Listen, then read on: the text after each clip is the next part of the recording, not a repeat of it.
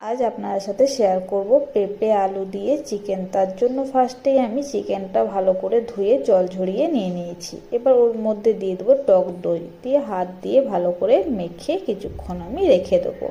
এইদিকে দেখো একটা প্যান নিয়ে নিয়েছি, তাতে সর্ষের তেল দিয়ে কেটে রাখা আলু ও পেঁপেটা একটু নুন ও হলুদ দিয়ে ভালো করে নেড়ে চেড়ে ফ্রাই করে তুলে নেব।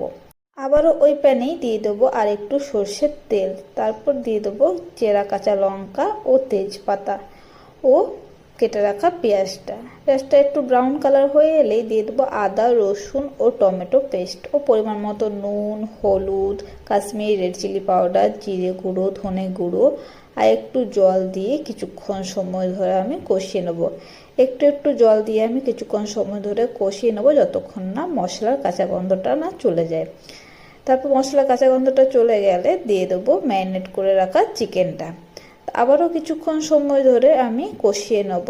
দেখো কোনো জল ইউজ করিনি আমি এখন, কিন্তু যে দই আর চিকেনটা থেকে জল বেরিয়েছে সেটা একটু কিছুক্ষণ কষানোর পর দিয়ে দেবো আলু ও পেঁপেটা, যেটা ফ্রাই করে রেখেছিলাম। তারপর আবারও কিছুক্ষণ সময় ধরে কষিয়ে নেব।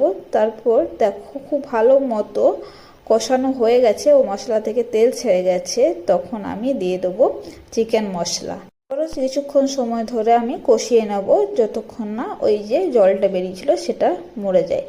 জলটা মরে গেলে দিয়ে দেবো 1 বাটি জল। তারপর ঢাকা দিয়ে 10 মিনিটের জন্য লো ফ্লেমে হতে দেব, যাতে পুরোটাই সেদ্ধ হয়ে যায়। তারপর ধনেপাতা দিয়ে নামিয়ে নিলে একদম রেডি পেঁপে আলু দিয়ে চিকেন কারি।